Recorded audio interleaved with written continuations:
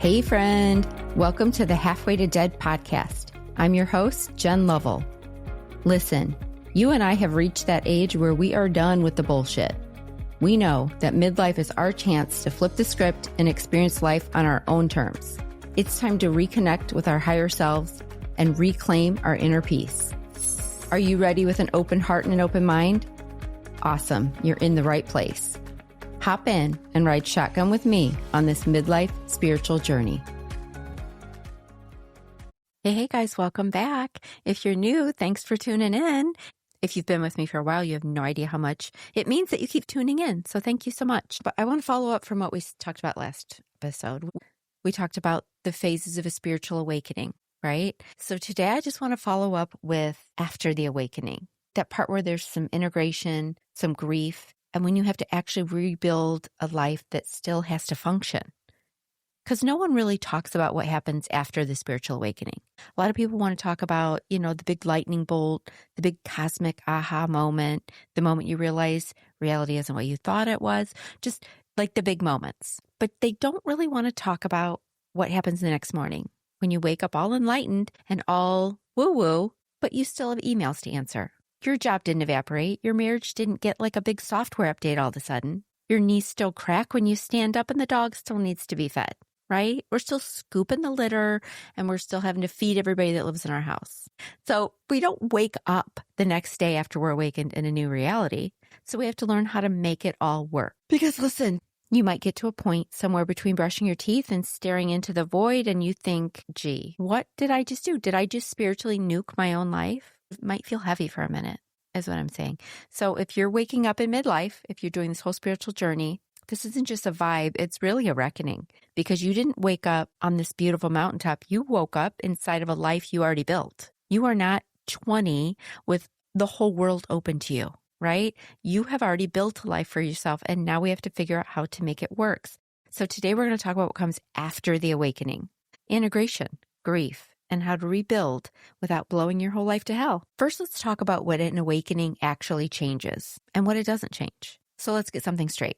Awakening does not delete your life. It deletes the bullshit lens you were using to survive it. And things that often fall away are going to be things like false identities, people-pleasing, grinding for external approval, and pretending you're fine when you're not. I think we all do. In midlifers, at some point, we've done all of these things.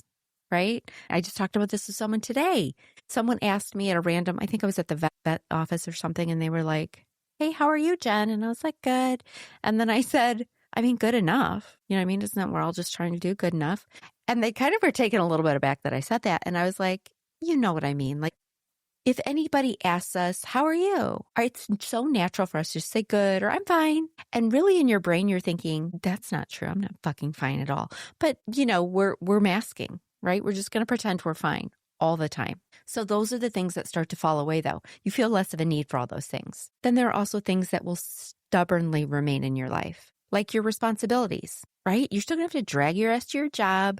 You're still going to have to pay way too much for food at the grocery store. You're still going to function day to day, right? Your relationships aren't just going to wither away to nothing. They're not going to disappear. And they're also not going to miraculously be perfect just because you decided to spiritually awaken. Right? No, those things are going to be the same. You're still going to need money, hence we got to go to the job, and your nervous system. Your nervous system still might not be calm enough. So those things are still going to be there the day after because an awakening doesn't cancel your obligations. It cancels the illusion, right? So you're seeing more clearly now. You still have obligations, but you're seeing them more clearly. And that's a good thing. And then I want to talk about the integration gap. All right, which is like the moment when you're like, well, now what? What the hell do I do now? And this is the part that nobody really talks, no one's posting this stuff on the old gram, right? No one's hitting up their socials with all of this stuff because you wake up and you just kind of stand there and you're like, you can't unsee what you've seen now, right? You know the things, there have to be changes, but you also can't immediately live like a damn monk, mystic, or some little feral forest creature, right? We can't all of a sudden just like hop in our converted school bus and live in it like tomorrow. We can't do that. So there's this space is the integration gap. Your insight has landed, but the embodiment has not caught up yet. And this is even spicier in midlife because you've invested decades into this life you've built. And other people rely on you, right? Your kids, your grandkids, your coworkers. You might be caretaking now for your parents. You have so many people that are counting on you. So this makes this whole thing a little bit trickier because you don't get a clean restart button.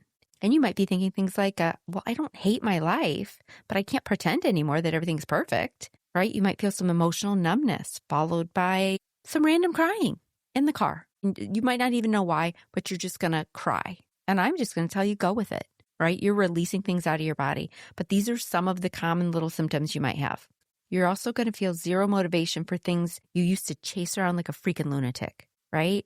You're ready to just knock that career ladder over. You're over it. You've climbed. You feel great. It's still not enough. Social acceptance. You're going to stop working so damn hard for everyone around you to like you and want to be around you and accept you and all. That's going to start fading away big time. And this is all not a failure.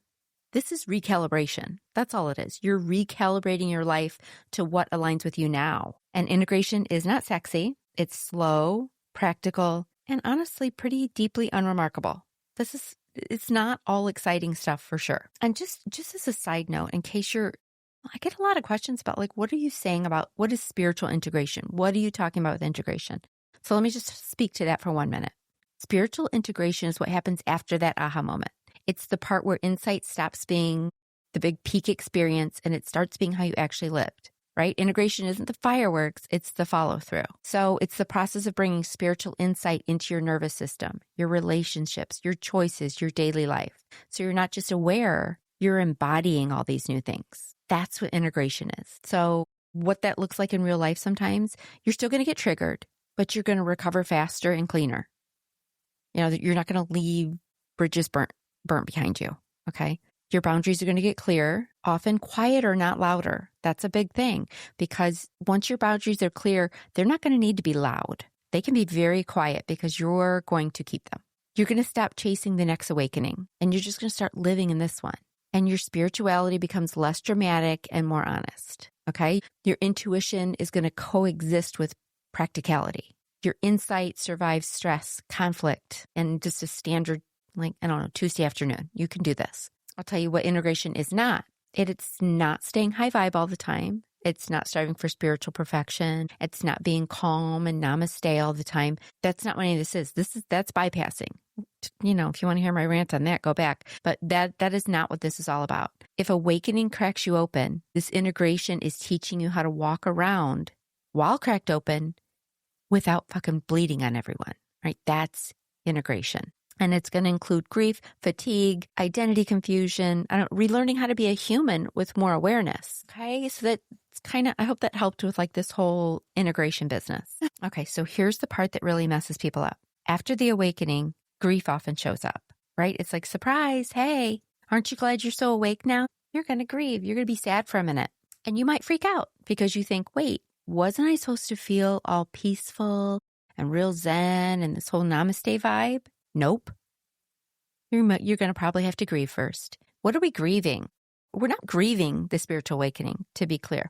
We're grieving the version of yourself who didn't know any better, right? Think back to the things you said or did prior to knowing better, and you may have to grieve that person. I had to do this because of the way I was raised religiously and everything else and kind of judgy. I think back to different periods of my life and the way I treated people, things that came out of my mouth, and the way I carried myself sometimes. And I'm really sad about it. I'm really mad at that girl. I'm really mad at her. I'm like, what the? But then you have to also forgive yourself and say, hey, when I knew better, I did better, right? As I'm doing now. So, but you have to grieve that old person. You have to grieve that was actually you that did all that bullshit, okay? And then you also might grieve the years you spent performing instead of choosing what you wanted. You just did what you thought you had to do. You didn't choose it. If you think back, you didn't choose all the things you did in your life because you wanted them, right? You were performing for a lot of those moments. You also might grieve relationships that made sense before, but they don't now. And it doesn't have to be big relationships. It doesn't have to be your partner. It doesn't have to be a close family member. It could just be a friendship, a coworker. I don't know. But you may grieve some relationships that at some point you're probably going to have to change. And you might also just be frustrated with the fact that there is no real manual for this. You're going to figure it out as you go. And that kind of sucks. And that can make you a little bit sad too, because if you're like me, you want You want a format, you want to work the steps and know how it's going to end, but that's not this. That's not this. So you're not sad because the awakening went wrong. You're sad because you can finally see it clearly. And that might make you sad about a couple things. Remember that grief is not spiritual malfunction. It's the body catching up to the truth. I'm going to say that one more time. Grief is not a spiritual malfunction. It's your body catching up to your truth. You don't need to transcend it. You need to let it move through you. Okay, so this is where you don't pretend everything's fine. Let it move through you. Therefore, it can leave you. It can leave your body. Yes, I say this all the time. It's going to suck a lot. But remember, no, you are not broken. You're recalibrating. That's all you're doing. You're getting a little software upgrade, you guys. That's all. You're plugged in for the upgrade. The little bar's moving across. It's loading. You're going to be just fine at the end. Another reminder, there's another spiritual myth that's something like, if it's not aligned, just destroy it immediately, right? Quit the job, end the marriage, move to the desert, rename yourself some hippie name, whatever. But here's the grounded truth. Most awakenings don't ask you for destruction. They ask you for discernment. And rebuilding is usually pretty boring at first because they're just little internal shifts before you get to those external ones. You're just going to be really honest with yourself before you take any action. And you're going to do less pretending and more pausing. So instead of making quick decisions and pretending like your old self used to do, you're just going to pause. You're going to sit in it for a minute. You're going to simmer before you make decisions. That's what rebuilding needs to look like, not burning shit down to the ground. That is not necessary. If your nervous system is fried, do not make life-altering decisions. That is not intuition. That's panic with a spiritual filter. You don't need to torture your life to be authentic. You just need to stop lying to yourself while you live in it. So honesty. Be honest with yourself and with others and live authentic. That's the whole job, you guys. Okay, I want to say this because this matters. Functioning is not failure. It's containment. Awakening opens your perception and integration requires a regulated nervous system, or this is all going to feel like too much. All right, if we can't get our nervous system regulated, this is never going to work. Okay, it's just you're going to be in a state of overwhelm and survival mode. You won't be able to get out of it. And then supporting yourself and supporting your nervous system is wildly unspiritual. Okay, I know we can give you all these little ideas, meditation, this, that, yoga. Those are all great.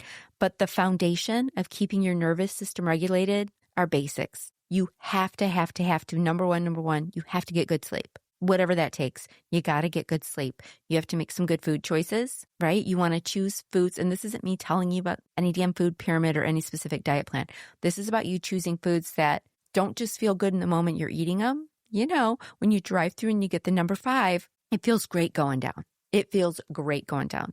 Like me and a dozen donuts, we'll live the high life, for a good 30 minutes. And then we're going to feel like shit the rest of the day. So making food choices where you're sustaining yourself in a really consistent way. And then you got to move your body.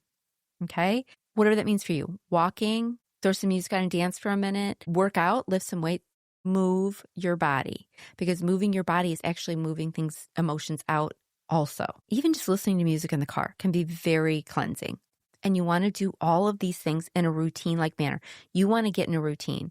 Because when your body knows what it can count on every day, okay, we're going to get good sleep. All right, she's going to feed me something decent today. I know we're going to walk. I know we're going to put the phone down and clear our head for a little while. When your body starts to count on you, a routine, it can relax. Your nervous system can chill the fuck out and feel regulated, right? And so this isn't stagnation. You're not trying to become stagnant. You're becoming stable. This is stabilization, everybody. Because remember, a midlife spiritual awakening is not about floating above reality. It's about being here in this human body, on this earth, in this timeline, without dissociating, right? We want that body, mind, spirit connection. That's the goal. I just want to say to you guys to remember, you're not too late. You didn't screw it all up. You didn't miss your shot. You're now just learning how to live without the bullshit. You're going to move forward with clear eyes and an open heart. And honestly, that is a very brave, messy, and deeply human thing to do. So I'm so appreciative that you guys are here doing this with me. Okay, so I want to give you some reflection questions here, right? And you can take these into prayer, into meditation. These could be a journal prompt for you. This could be while you're driving or working out or whatever, something you just want to start thinking about, right? No fixing, no forcing, just kind of things to notice. Number 1, what parts of my life feel less true, but don't need immediate destruction? Like what things aren't true to you anymore?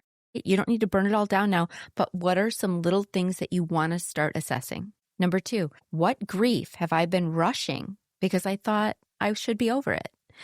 And this happens to me quite a bit lately. You think you're over it. You think you've done the work and you're over it, but you may still have some grief left in your body and you cannot rush it, because the minute you start rushing it, that's exactly when it's going to slow down. What does stability look like for me right now? Not forever. Don't make it a big picture. Right now, what do I need to be stable? And bring it back to some of those simple things. What do I need to feel stable in my nervous system? Am I getting enough sleep? Am I drinking enough water? Very simple shit, you guys. But what do you need right now? Not the big forever picture. Right now, what will stabilize me? Okay, so I just want to give you those things to ponder and think about here. And whatever feels good to you. Some people like to journal. Some people like to just sit and think about it while they're driving. Maybe you want to bring that question into meditation or prayer with you. Whatever you want to do. The last thing here is I have some questions that I just want to give my 2 cents on. All right. Question number 1. Okay. I'm just going to paraphrase this stuff. Someone is feeling disconnected from their old life, but they don't hate it. Is that normal? Or am I just feeling numb? That's totally normal. To feel disconnected from your old life feels very normal, because numbness is often a transition state. Your old motivations are offline and your new ones haven't booted up yet. So think less something's wrong and more my operating system is updating. That's it. Nothing wrong. If you were truly dissociated, you'd feel frantic or panicked about it. So it really sounds more like this is a recalibration. Just keep in mind, recalibration. That's what's happening right now. Don't freak out. Don't panic. Chill. Okay, how about this? How do I know if I'm supposed to leave my marriage or job, or if I'm just spiritually restless and bored? I would say this. If it feels very urgent, dramatic, very righteous, you probably don't have enough clarity yet, right? If it's feeling, really dramatic in your body, that really tells me, from my own experience, that tells me there's not full clarity yet. True clarity is annoyingly calm, right? So a good rule is don't make permanent decisions, again, while your nervous system is on fire. Instead, think of it like, what truth am I not living inside of this structure? Because sometimes the structure has to go, and sometimes your performance has to go, right? So either you need to make the changes or the environment around you needs to change, and you need to really take time and get some clarity on that before you just burn shit down. Okay, and then how about you might be feeling this. Shouldn't I feel more peaceful by now? Again, you're thinking, I'm supposed to feel zen and really good about this. Why am I not feeling a lot of inner peace yet? Well, guess what? Peace is not the first thing to arrive. I'm sorry if I had to, I'm sorry to break it to you, but that is not the first thing to arrive. You have to have that stability before the peace. Grief comes before the peace. Honesty comes before the peace. So if someone tells you awakening should feel calm right away, they are either very early in their process or just plain lying. They've spiritual bypass. I wouldn't go with what they're saying is what I'm saying, because peace is going to sneak in later, quietly, once you stop demanding it. It's just going to happen. You're just one day going to go, I feel calmer. I feel more peaceful. It's not the first thing to happen. You got to do the rest. You got to stabilize your nervous system. You got to feel some of that grief and let it out of your body. And you got to be real fucking honest with yourself and others. Okay. Then you're going to start feeling the peace. Promise. Okay. And then what if you never figure it out? You're doing all this work. You're on this spiritual journey. What if I never figure it out? Guess what? You're going to be just fine. You're going to be just fine, because figuring it out, actively working too hard to figure it out, is probably just leftover control strategy. That's probably you clinging on to the part of you that needs to have control of everything, right? That's why you are pushing yourself to figure it all out, to know all the things. You don't really need to, because that meaning and all that, it usually comes after you stop interrogating your life like it's a problem to solve, right? You're not here to crack the code. You're just here to live awake and authentic. Do you see what I'm saying? You're not here to figure all the shit out. You're not here to break the code on the perfect life. You're just here to live in your life that you plan to live, because you did. You're just here to live it awake and authentic. And that's different for every single one of them. And that's why we need to kind of put the judgment away with other people, because their authenticity is going to look different than yours. And that's not for you to decide. You just want to live in your own authenticity and be awake. Again, mind, body, spirit connection. Okay, you guys, I'm not taking up a lot of your time today. There's more. I got people coming. Don't worry. But I did really want to follow this up because I was getting some feedback and some questions from the last episode with all the phases. And I thought, okay, let's just do a quick follow-up to bring some of this together if you're worried about what happens after you're awakened, right? And maybe you're not all the way to that part where you feel fully awakened. Maybe you're still dipping your toe in. And I love that for you. I do. I love that. But if you're kind of feeling awake now and it's not feeling as peaceful and wonderful as you planned, I just wanted to tell you guys that don't worry about it. It's coming. Don't stress about it too much. Again, there's no code to crack here. Just live awake with clear eyes and an open heart, and you're going to be just fine. You're going to be just fine. Okay, guys, thank you so much for hanging in with me again today. We have a really cool guest next week, so stay tuned and get a hold of me. Jen's just a regular old normal person, just so you guys know. And I would love to hear from you. If you could leave me a 5-star review or some comments under whatever app you're listening to this in, or send me a message through socials or through my website, whatever, email me, whatever you're into, get a hold of me. And I would love to hear your thoughts about the show, what you would like to hear about. If there's any particular guests you want to recommend, send them through. I'm open to all the things. Okay, so you guys have a really, really great week. The fire horse is coming. I know. This end of the lunar year is a little much. If you're feeling it, I'm feeling it too. But hey, February 17th is coming and the fire horse is coming. Let's all get excited together. Okay, see you next week. Listen, I know your time is valuable. And right now I'm feeling super grateful and totally humbled that you chose to hang out with me today. If this podcast resonates with you, could you do me a solid and hit that subscribe or follow button? That's going to help you out because you're never going to miss an episode. And it helps me out because you're never going to miss an episode. And if you have like 30 seconds more, could you leave a 5-star rating and maybe leave a kick-ass review? Thank you so much, and I can't wait to continue our journey on the next episode. Oh, and I can't forget the fine print. You know, the legal jargon. This podcast is presented solely for educational and entertainment purposes. We're just two friends on this journey together, and this podcast is not intended as a substitute for the advice of a physician, professional coach, psychotherapist, or any other qualified professional. You get it. See you next time.